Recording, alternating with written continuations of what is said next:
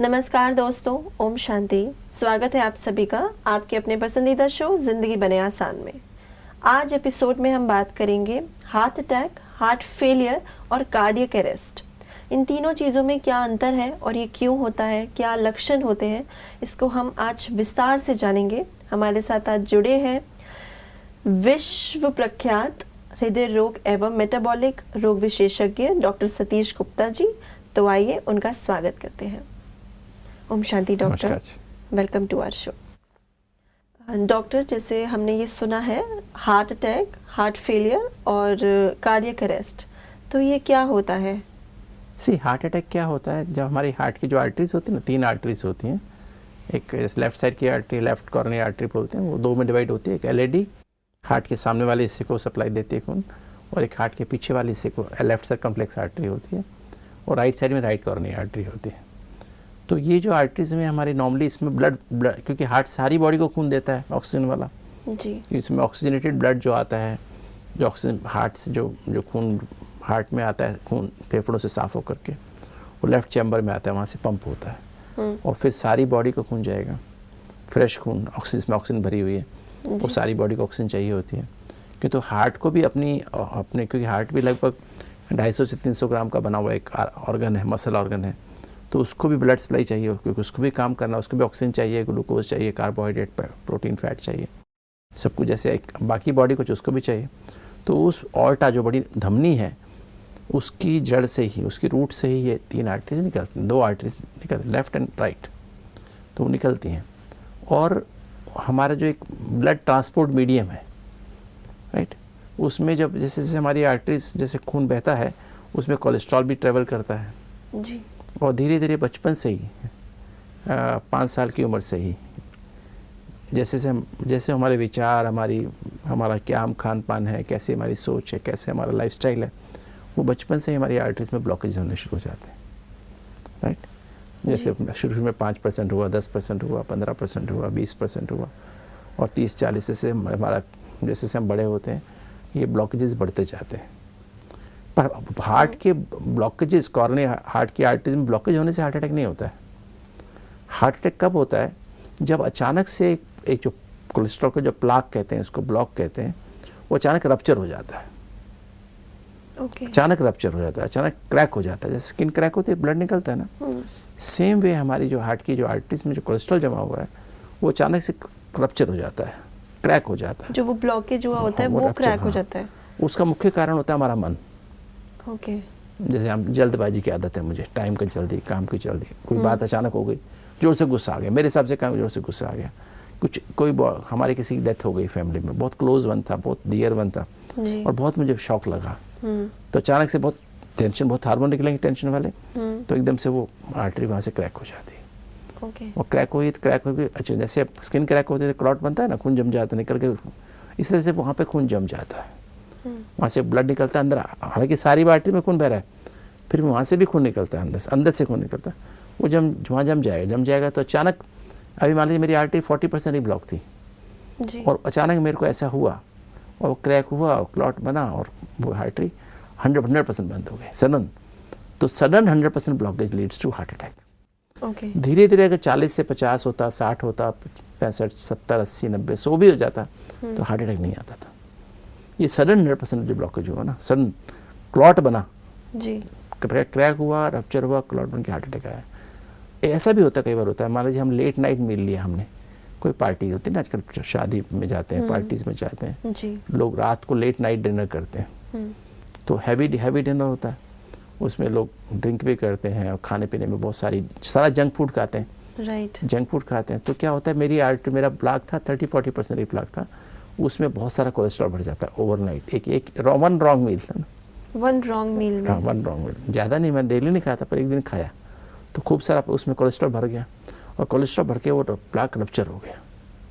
जैसे तो नहीं कुछ चीज़ हमें भरी हो, भरी हो, वो हमें उसमें टू मच भर दें, क्या होगा, फट जाएगा ना, तो सेम वे होता है, तो रप्चर हो गया। और फिर रात में देर से सोए, 11-12 बजे सोए, और ड्रीम गलत सपने आए, क्या कुछ गलत काम किया उस रात में, तो क्या होगा, तो वो रप्चर हो जाएगा जी। एक्साइटमेंट वाली कोई चीज़ होगी तो रप्चर हो जाएगा, रप्चर हो गया, हार्ट अटैक आ जाएगा। तो यूजुअली यही कारण होते हैं। मैंने सडनली एक्सरसाइज आजकल देखते हैं आप जिम में लोग हार्ट अटैक क्यों आ रहे हैं। मैंने पहले तो गलत खाया, मैं डिनर किया 10 बजे, खाना खा के फिर गया जिम में, फिर जिम में जाके मैंने एक्सरसाइज की, तो मैंने हैवी एक्सर्शन किया और मेरी ऑलरेडी मैंने जंक फूड खाया था, प्लाक रप्चर होने को था और रप्चर थोड़ा एक्सर्शन ज़्यादा। ऑक्सीजन जिम में एक्सरसाइज कैसे करते हैं हम, वो ऑक्सीजन होती है क्या? 20 लोग वहाँ पे क्या कर रहे होते हैं? एसी होता है, एसी क्या करता है, वो सब लोग कार्बन डाइऑक्साइड निकाल रहे हैं, कार्बन डाइऑक्साइड निकालता है, ठंडा करके वापस दे देता है। तो वहाँ पे कैसा एटमॉस्फेयर है? ऑक्सीजन वाला एटमॉस्फेयर नहीं है, कार्बन डाइऑक्साइड वाला एटमॉस्फेयर है ना। तो क्या करेगा वहाँ पे, वो प्लाक रप्चर हो जाएगा। और इसी तरह शादी में भी 100% ऐसे डांस कर रहे होते हैं, हाँ जी, है ना। तो वो खा पी के आते हैं पहले से और फिर ऊपर से डांस कर रहे होते हैं, तो एक्सरसाइज करेंगे तो प्लाक रप्चर हो जाता है। इसी तरह से हमारी जो जैसे आप गरबा हुआ, अभी पीछे गरबा हुआ था ना जब नवरात्रों के दिनों में, वहाँ बहुत लोगों को, यंग लोगों को हार्ट अटैक आए, क्योंकि बहुत डांस किया, पहले खूब खाया पिया और फिर खूब डांस किया, तो वहीं पे अटैक आ गया, है ना। तो इस तरह से मतलब ये अचानक से हार्ट अटैक आता है, पर उसका कारण क्या है?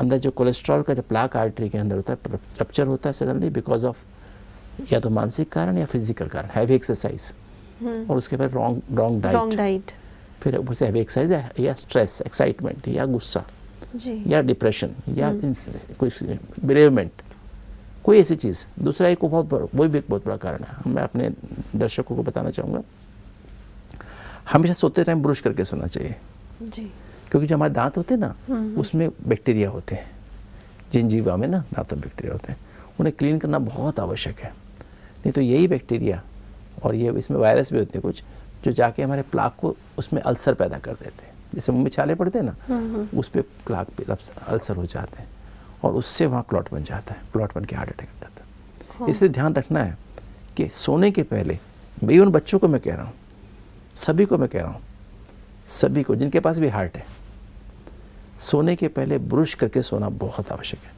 You have to clean your teeth, gums के बीच में कुछ फूड पार्टिकल्स हैं वो निकाल लो और फिर अच्छे से ब्रश करके, हो सके तो लिस्टिन से गार्गल करके सो जाओ। कितना भी देर हो गई तो भी आपको ब्रश करना बहुत बहुत आवश्यक जी। तो ये तो हुआ हार्ट अटैक की बात है। फिर हार्ट फेलियर क्या होता है? हार्ट अटैक तो बताया sudden 100% blockage because of rupture of the plaque या ulceration of the plaque. Heart failure क्या? हार्ट एक पंप है ना जी। हार्ट जो पंप है उसमें क्या होता है, अचानक से बैक प्रेशर कभी इतना बढ़ जाता है, it can be because of high blood pressure. High blood pressure इतना बीपी बढ़ गया कि हार्ट की पंपिंग अचानक फेल हो गई। हार्ट सिकुड़ता है ना, 70 बार सिकुड़ रहा, फेल रहा है, सिकुड़ता फैल रहा है, अचानक से पंपिंग फेल हो गई, चलते चलते फेल हो गया, ये फंक्शन फेल हो गया, राइट। उसे हार्ट फेलियर कहते हैं, क्योंकि हार्ट नॉर्मली जो खून जो भेज रहा है ना, खून हार्ट में आ रहा है और हार्ट वापस खून पंप कर रहा है सारी बॉडी में।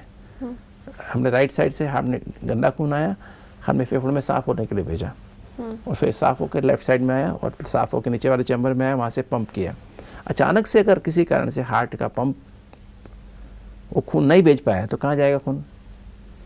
बॉडी में नहीं भेज पाया तो क्या होगा? फिर वापस फेफड़ों में जाएगा, फेफड़ों में पानी भर जाता है, फेफड़ों में एकदम से, उसे पल्मोनरी एडिमा कहते हैं, लेफ्ट वेंट्रिकुलर फेलियर कहते हैं, हार्ट फेलियर कहते हैं। तो उससे सडन सीवियर ब्रेथलेसनेस होती है, सांस बहुत तेज़ी से फूलने लगता है, पसीना आने लगता है, घबराहट होने लगती है बहुत तेज़ी से, है ना, उसे हार्ट फेलियर कहते हैं। हार्ट अटैक में पसीना आता है, छाती में दर्द होता है, घबराहट होती है ना, पर उसमें दर्द नहीं होता। हार्ट फेलियर में दर्द नहीं होता है। तो जो कोलेस्ट्रॉल का कोई लेना देना नहीं है हार्ट फेलियर से? हार्ट फेलियर में कोलेस्ट्रॉल का भी, क्योंकि हार्ट अटैक वाले पेशेंट को भी हार्ट फेलियर हो सकता है। हार्ट अटैक आने के बाद भी हार्ट फेलियर हो जाता है, क्योंकि अचानक से हार्ट में वो आर्टरी बंद हुई और वो इससे डेड हो गया और हार्ट फेलियर हो गया। समटाइम्स हार्ट अटैक के साथ साथ हार्ट फेलियर भी आ सकता है ना। तो पसीना आना दोनों में हो सकता है, पर यूजुअली हार्ट अटैक में छाती में दर्द होता है, पर डायबिटीज़ वालों में वो भी नहीं होता है। अच्छा, हार्ट अटैक में सिर्फ चेस्ट पेन होता है? चेस्ट में यहाँ पेन हो सकती है, बाजू में पेन हो सकती है, दांत में दर्द हो सकती है, गर्दन में दर्द जा सकती है, बैक में दर्द जा सकती है, वो अलग अलग सिम्टम्स होते हैं। पर पसीना, घबराहट होना, ऐसे सेम चीज़ हार्ट फेलियर में भी होती है। पसीना आता है, घबराहट होती है, सांस आना मुश्किल हो जाता है, क्योंकि कई बार heart attack, severe heart attack के साथ सीवियर हार्ट फेलियर भी हो जाता है, राइट, ये साथ में साथ साथ एग्जिस्ट कर सकते हैं। और कार्डियक अरेस्ट क्या होता है, सडनली हार्ट का फंक्शन बंद हो जाता है टोटल। कार्डियक अरेस्ट में ना हार्ट का चलना ही बंद हो लाइक जाता फुल है, स्टॉप। Full stop. यूजुअली इसका कारण एरिथमियाज होते हैं। एरिथमियाज में ना अचानक से हार्ट की धड़कन में अचानक से, जैसे चलते चलते 70 बार चल रहा है, अचानक से हार्ट अटैक, और उसमें क्या होता है हार्ट का फंक्शन एकदम से, हार्ट एकदम कम्स टू स्टैंड स्टिल, उसे क्या बोलते हैं कार्डियक रेस्ट, सांस भी बंद हो जाता है और हार्ट भी चलना, तो उसे कार्डियो रेस्पिरेटरी रेस्ट बोलते हैं। तो मतलब ये नहीं कि सबको कार्डियक अरेस्ट किसी कारण से भी हो सकता है ना, लंग्स की प्रॉब्लम हो, पेट की प्रॉब्लम हो, सेप्टिसीमिया हो, है ना, एक्सीडेंट हुआ हो, किसी कारण से भी कार्डियक अरेस्ट हो सकता है। ओके। राइट। हार्ट अटैक का कारण आर्टरीज में प्लाक रप्चर होना, और हार्ट फेलियर का कारण हार्ट के पंपिंग फंक्शन में अचानक से फेलियर हो जाना। हार्ट अटैक आया उसके कारण भी हार्ट की पंपिंग फेल हो सकती है जी। स्पेशली लेफ्ट साइड के जो हार्ट अटैक होते हैं, लेफ्ट आर्टरी जो होती है, coronary artery, left coronary artery, LAD या L6 में अगर हार्ट अटैक आता है तो उसमें अधिकतर हार्ट फेलियर भी हो जाता है जी। और जो कार्डियक अरेस्ट जो होता है उसमें हमेशा जो है एकदम हार्ट का जो पंपिंग पावर है, जो फंक्शन है वो खत्म हो जाता है, यूजुअली बिकॉज ऑफ अरिथमियास। कई उसमें दर्द दो तरह के होते हैं, एक तो इरेगुलर हार्ट बीट हो जाती है जिसे वेंट्रिकुलर टैकीकार्डिया कहते हैं, वेंट्रिकुलर फिब्रिलेशन कहते हैं, या फिर कई बार हार्ट ब्लॉक हो जाते हैं, कंप्लीट हार्ट ब्लॉक हो गया जैसे, मतलब हार्ट की जो ऊपर से जो रिदम आ रही है, पल्स आ रही है, वो पूरी की पूरी नीचे ट्रांसमिट नहीं होती है ना, तो उसके कारण भी हमारा हार्ट एकदम से, हमारा जो हार्ट की जो हार्ट रेट होती है नॉर्मली 70-80 पर मिनट होती है, वो एकदम 30 पर मिनट होके फिर हार्ट बंद हो जाता है। तो जैसे ये तीनों चीज़ें आपने बताई, तो इनके जो लक्षण हैं वो हमें कैसे देखने को पता चले कि हार्ट अटैक आने के चांसेस हैं या हार्ट फेलियर होने के चांसेस हैं? जैसे हार्ट अटैक में तो सिंपल सी बात है, जैसे आपको अगर होगा ना कभी भी, जैसे आप बैठे हैं अचानक से आपको घबराहट होने लगती है, रिट्रोस्टर्नल छाती के बीच में कैसा ना, उसके पीछे हैवीनेस फील होनी शुरू हो जाएगी, जैसे कुछ अंदर फंस गया है, अंदर से कुछ घबराहट हो रही है बहुत ज़ोर से, अंदर कुछ जैसे सांस ऊपर नीचे, मतलब आपने जीवन में कभी ऐसा महसूस ही नहीं किया होगा, मतलब फर्स्ट एक बार जैसी चीज़ होती है जो कभी जीवन में हुई नहीं है, ऐसी फीलिंग आती है। गले में कभी कुछ फंस गया ऐसा फील होता है, कभी ऐसा लगता है बाजू में दर्द जा रहा है, रेडिएट हो रहा है, और कई बार बहुत हैवी कुछ रख दिया है छाती पे, ऐसा फील होगा, साथ में पसीना आएगा। तो क्या ये चीज़ बहुत पहले से भी हो सकती है या तुरंत थोड़ी देर पहले होती है, मतलब उसके नॉर्मली क्या होता है, नॉर्मली जैसे क्या होता है, कई बार तो अचानक से हमें, मतलब पहली बार कभी तक कुछ नहीं हुआ होता, जैसे मैंने बताया 30-40% अगर ब्लॉक है, वो हमने कुछ हैवी मील लिया, हाई जंक फूड खाया और खूब सारा वो प्लाक हमने उसमें कोलेस्ट्रॉल चला गया और रप्चर हो गया, बाद में रप्चर हुआ, तो पहली बार हमने 30-40% कोई सिम्टम आते ही नहीं कभी भी, तो आयु में भी एब्सोल्यूट नॉर्मल, कोई प्रॉब्लम ही नहीं हुई हो, और आपको अचानक से हार्ट अटैक आ गया, तो you have no symptoms whatsoever. और जब एंजियोग्राफी की तो पता लगा हार्ट हमारी LAD 100% बंद है, क्योंकि क्लॉट बन गया था वहाँ पर, तो इसलिए वो पूरा इरेड हो गया, इसमें ब्लड सप्लाई गई नहीं। एक तो ये हो सकता है, दूसरा होता है मेरी आर्टरी धीरे धीरे ब्लॉक हो रही है, 40, 50, 60, 70, जब 70% ब्लॉक होती है तो चलने पर छाती में दर्द होने लगता है, भारीपन लगने लगता है। हम पहली बार इसको एंजाइना कहते हैं। हम रोज़ मतलब जाते थे स्टेशन पर, अपना बैग लेके जाते हैं, ब्रीफ केस लेके जाते हैं, रोज आराम से चढ़ जाते थे, 2-3 फ्लोर के बराबर तो होता ही, फ्लाईओवर जो होता है ना, जिसके मानो प्लेटफॉर्म नंबर 2 पे जाना है, 3-4 पे जाना है, तो पहले तो हम रोज़ चढ़ जाते थे, क्योंकि अब मुझे थोड़ा सा लगता है कि कुछ 20-30 स्टेप चढ़ने के बाद थोड़ा थकावट लगती है। आई फील कि मैं 1 से 5 सेकंड रेस्ट कर लूँ, I am feeling breathless, out of breath हो रहा हूँ, या मुझे छाती में भारीपन लग रहा है, बाजू सुन हो रही है, तो that's a sign of heart disease, right. Stage चढ़ने पर, वज़न उठाने पर, अचानक से वज़न उठाने पर, कुछ ऐसे एक्सरसाइज करने पर, मैं रोज़ चलते जाता हूँ वॉकिंग करने दोस्तों के साथ, और मैं रोज़ बातें करते करते आता हूँ, मुझे कोई प्रॉब्लम नहीं हो रही, किंतु आज मुझे कुछ लग रहा है कुछ दिन से, जब मैं बातें करता हूँ मेरे को सांस फूल रहा है, चलते चलते वॉकिंग कर रहा हूँ सांस फूल रहा है। मैं नॉर्मली खाना खाने के बाद वॉक करता हूँ, घर में काम करता हूँ, कुछ प्रॉब्लम नहीं, बट अभी मुझे लग रहा है कि खाना खाने के बाद थोड़ा मुझे छाती में भारीपन लगता है, आई डोंट फील गुड, मैं चलना उसमें चाहूँ कुछ काम बट नहीं लेकिन जैसे चलते हैं तो हम सांस फूलती है, तो वो तो इसलिए भी होता है कि हम रेगुलर वॉकिंग नहीं करते हैं। नहीं, वो तो ठीक है, वो दैट्स ऑल राइट, मतलब वो तो शुरू में तो खैर वो तो होगा, लंग्स को आदत नहीं है, मतलब पर जो है एक नॉर्मली जैसे जो अचानक से फील होता है, जैसे सर मैं डेली कर रहा था, अचानक उसमें कुछ चेंज आ गया। ओके। पहले 5 किलोमीटर चल लेता था, कि तो अभी मुझे लग रहा है मैं 2 किलोमीटर थक रहा हूँ, फीलिंग टायर्ड, लगता है थोड़ा रुक जाऊँ। दैट मीन्स नाउ मेरी आर्टरीज आर ब्लॉकिंग। मेरी आर्टरी जब 70% के आसपास ब्लॉक हो जाएगी तो मुझे फील होने लगेगा, 70% तक कुछ नहीं फील होगा, 65% पे भी नहीं होगा, 60% कुछ फील नहीं होगा, बट जैसे 70% के नज़दीक पहुँचेंगे मुझे फील होना शुरू हो जाएगा। That's a sign of heart disease, right. जी। फिर हम स्ट्रेस टेस्ट करा के देखते हैं, TMT टेस्ट होता है, तो उसमें वॉक करा के देखते हैं। तो जैसे उसमें स्पीड बढ़ाते हैं, उसमें ग्रेडियंट बढ़ाते हैं, चढ़ाई उसमें ना ट्रैक कराते हैं, स्लोप बढ़ाते जाते हैं, तो उसमें क्या पेशेंट को वो होता है ना, एक्सरसाइज ज़्यादा करना पड़ता है। हाँ। तो इसी में चेंज आने लगते हैं। तो from that we can know that patient is having heart problem. तो उसमें स्ट्रेस टेस्ट, उसको ST सेगमेंट कहते हैं, उसको मेजर करते हैं। उसमें डिफरेंस आता है, डिप्रेशन होता है, तो हम उसको कहते हैं ये पेशेंट को प्रॉब्ली अभी हार्ट डिजीज हो गया। तो आज के टाइम पे तो जितने भी बड़े लोग हैं, सभी को तो हार्ट का एक बार चेकअप जरूर इसलिए कराना मैंने कहा ना, चाहिए। ये स्ट्रेस टेस्ट जैसे हमने बताया 25 साल की उम्र, 35 साल की उम्र, वो हर साल फिर करते हैं। तो अगर हमें जो पॉजिटिव आता है तो हम क्या कहते हैं, उसके फिर एंजियोग्राफी करते हैं, हार्ट की एंजियोग्राफी करते हैं। 2 तरह की एंजियोग्राफी होती है, एक CT कॉर्नियल एंजियोग्राफी होती है, CT स्कैन पे ही कर सकते हैं। 128 स्लाइस स्पाइरल CT होता है, तो उसमें हमें जो, अगर मेरा कैल्शियम स्कोर 200 से कम है तो मैं उस पर एंजियोग्राफी, नॉन इन्वेसिव टेस्ट है, वो हम जाके करा सकते हैं। क्रिएटिनिन लेवल पहले कराना पड़ता है, वो करा के आप अपना टेस्ट को, वो CT एंजियोग्राफी पता लग जाएगा आपको। अगर मेरा कैल्शियम स्कोर ज़्यादा है, 200 से अधिक है, तो CT एंजियोग्राफी करना अच्छा नहीं है, उसमें फिर हमारा प्रॉपर रिजल्ट नहीं आएगा।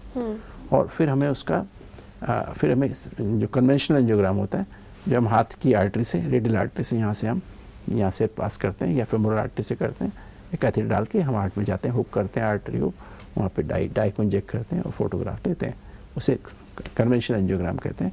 तो हमारे जहाँ जहाँ वो ब्लॉक होगा ना, वहाँ डाई जाएगी नहीं, वो दिखाई देगा कि यहाँ पे ब्लॉकेज है। तो वो जो ब्लॉकेजेस हैं, क्या उनको हम हील कर सकते हैं? हाँ जी। तो एक इसके पहले एक जैसे मैंने TMT बताया, एक इको टेस्ट भी करा लेना चाहिए, 2D इको कार्डियोग्राफी। तो उसमें मैं हार्ट की जो फंक्शनिंग है, वाल्व्स की फंक्शनिंग है, वाल्व ठीक से काम कर रहे नहीं कर रहे, हार्ट प्रॉपर्ली रिलैक्स करना नहीं कर रहा, तो सारा पता, अगर हार्ट अटैक पहले आ चुका है नहीं आ चुका, वो हमें इको कार्डियोग्राफी से पता लग जाएगा। फिर उसके बाद हम एंजियोग्राफी करते हैं। नॉर्मली हम एंजियोग्राफी करने से पहले इको कर लेते हैं, ठीक है, फिर एंजियोग्राफी करते हैं, CT एंजियोग्राफी या कन्वेंशनल एंजियोग्राफी। तो जब हमें पता लगता है ब्लॉक है, तो फिर उसके लिए हम सोचते हैं कि हमें क्या करना चाहिए। अगर 70% से अधिक ब्लॉक है, क्योंकि 60% 50% हार्ट की आर्टरीज का हम कभी भी एंजियोप्लास्टी नहीं करते, स्टेंट नहीं लगाते हैं। मेरे कितने ब्लॉक हैं डिपेंड करता है, एक आर्टरी ब्लॉक है, 2 आर्टरी ब्लॉक है, तीनों में ब्लॉकेज है। कई लोगों को 10-10 ब्लॉकेज होते हैं, 15-15, 20-20 ब्लॉकेज भी होते हैं। कई लोगों की आर्टरीज पूरी की पूरी लंबी ब्लॉक भी डिफ्यूज डिजीज़ होती है।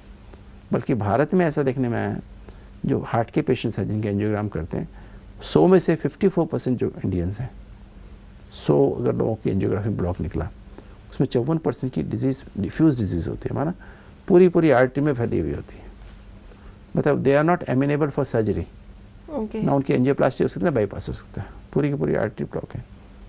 सिर्फ जो 46% है उनकी आर्टरीज में किसी मल्टीपल ब्लॉक्स हो सकते हैं, सिंगल ब्लॉक हो सकते हैं, या कहीं उसकी हम एंजियोप्लास्टी बाईपास कर सकते हैं। तो जैसे जितना 50% ब्लॉकेज है, 54% 54% की जो ब्लॉकेजेस हैं वो उनका ऑपरेशन एंजियोप्लास्टी नहीं कर सकते। तो कितने % तक हम ठीक कर सकते हैं दवाइयों के साथ?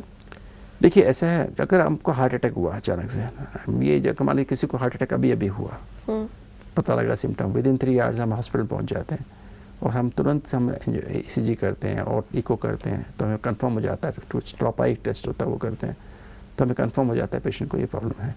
तो उसके लोडिंग डोज एक दवाइयों की, हम एस्प्रिन और क्लोपिडोग्राल दवाइयाँ होती हैं, उनको हम लोडिंग डोज दे देते हैं और उसके बाद उनको हम तुरंत, अगर हमारे पास एंजियोप्लास्टी की फैसिलिटी अवेलेबल है मेरे कैंपस में, मेरे हॉस्पिटल में, तो उसको तुरंत हम कैथ लैब में ले जाते हैं और डाल के उनको एंजियोग्राफी करते हैं, उनकी जो आर्टरी में जा कर के, और हम देखते हैं ब्लॉक है तो तुरंत उसकी एंजियोप्लास्टी, जहाँ से जो जिस हिस्से में अटैक हुआ है और जो आर्टरी में क्लॉट जमा हुआ है उसमें तुरंत हम एक स्टेंट डाल देते हैं, कैथेटर से इसको इन्फ्लेट करते हैं, बलून को इन्फ्लेट करके वहाँ एक स्टेंट लगा देते हैं। अच्छा। तो it has been found to be protective, right. अगर विदिन 3 आवर्स कर सकें तो, विदिन 6 आवर्स भी अगर आप पहुँच जाते हैं, सपोज आपकी सिटी में नहीं है, दूसरी सिटी में है, और आप 6 घंटे के अंदर वहाँ पहुँचा सकते हैं पेशेंट को, तो वहाँ भी उसको करने से फ़ायदा है। किंतु उसके बाद अगर हम करते हैं तो इतना ज़्यादा फ़ायदा नहीं होता है।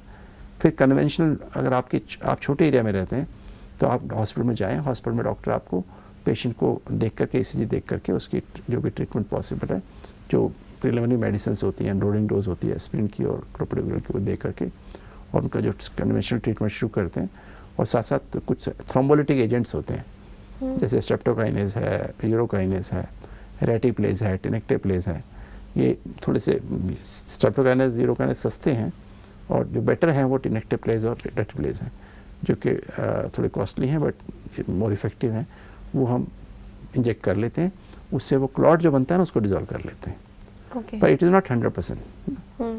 जो यूरोकाइनेज स्ट्रेप्टोकाइनेज की 70% की लगभग रिवर्सिबिलिटी होती है, क्लॉट को डिजोल्व करने की पावर, और रेटिप्लेज टेनेक्टेप्लेज की लगभग 80 से 90% के आसपास उसकी सारे के सारे थ्रोम्बस प्रॉपर से डिजोल्व नहीं होते हैं, राइट। अगर फिर मतलब सक्सेसफुल हो जाता है थ्रोम्बोलिसिस तो वेल एंड गुड, तो हमारा आर्टरी में जो इसी में चेंज आते हैं वो रिवर्स हो जाते हैं। अगर मैंने विद इन सर्टेन, इसलिए कहते हैं टाइम इज मसल। यस। जैसे पेशेंट आता है उसको विद इन 1 आवर हम कोशिश करते हैं कि हम तुरंत ठीक कर दें मतलब नीडल कहते हैं डोर टू नीडल टाइम कहते हैं ना। पेशेंट आया हॉस्पिटल के डोर पे आया, हमने इसको 1 घंटे के अंदर या 20 मिनट में हमने नीडल डाल के उसको दवाई देनी शुरू कर दी, तो हमारे पेशेंट के बचने के चांस बहुत अधिक होते हैं। काफ़ी लोग अगर डिले करके आते हैं 24 घंटा 6 घंटा घर में इलाज किया, फिर बाद में तो फिर वो हार्ट का हिस्सा डेड हो चुका होता है, जो जिस एरिया में ब्लड सप्लाई गया ही नहीं, तो हार्ट का हिस्सा डेड हो गया जी। तो अभी उसके बाद थ्रोम्बोलिसिस देते हैं तो भी फ़ायदा नहीं है, कोई खास फ़ायदा नहीं है, साइड इफ़ेक्ट अधिक आएंगे। बाकी फिर उनको कंजर्वेटिव लाइन से मैनेज करते हैं, राइट। तो एंजियोप्लास्टी का जैसे बताया 6 घंटे के बाद इतना फ़ायदा नहीं है, क्योंकि हार्ट तो डेड हो गया, राइट। विद इन 3 आवर्स हमने कर लिया तो बेस्ट है। उसके बाद करते हैं तो इतना मतलब कुछ बेनिफिट है, बट 6 घंटे के बाद तो वो बेनिफिट भी नहीं रहता लगभग जी। तो इससे we have to be very very selective, क्योंकि जो हिस्सा डेड हो गया उसको फिर कहते हैं ना, मरे आदमी को पानी पिलाने से कुछ फ़ायदा तो नहीं है, जब तक मरा नहीं तो पानी उसकी लाइफ सेविंग हो सकता है, राइट। तो मैंने खोल दिया उसको, एंजियोप्लास्टी कर दिया, या मैंने दवाई देकर के उसे डिजोल्व कर दिया, तो वो बेस्ट है। बेस्ट है।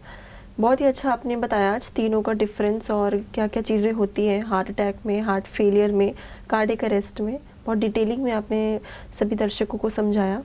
आज के एपिसोड के लिए आपका बहुत बहुत शुक्रिया। Thank you. तो दोस्तों, आज डॉक्टर ने हमें बहुत सारी चीज़ें बताई हार्ट अटैक, हार्ट फेलियर और कार्डियक अरेस्ट के बारे में, कि ये क्या होता है, इनके लक्षण क्या होते हैं, और एक्चुअली जो उन्होंने डिटेल में बताया कि जो हार्ट अटैक के दौरान क्या क्या होता है, ब्लॉकेजेस जो हो जाते हैं, कैसे पंपिंग बंद हो जाती है, कार्डियक अरेस्ट में पूरा सब कुछ बंद हो जाता है फंक्शन। वो बहुत अच्छे से उन्होंने डिटेल में समझाया, और उन्होंने बताया कि तुरंत हमें कब कब उसका इलाज कराना चाहिए, विद इन 3 आवर्स हमें पहुंच जाना चाहिए, और अगर हम देरी कर देते हैं तो हो सकता है कि बहुत ही लेट हो सकता है, हम शायद जान भी चली जाए। तो इसलिए हमेशा टाइम पे पहुंचना विद इन 3 आवर्स बहुत ज़रूरी है। और आने वाले एपिसोड में हम और विस्तार में बात करेंगे। तब तक आप जुड़े रहिए आपके अपने पसंदीदा शो ज़िंदगी बने आसान में। ओम शांति।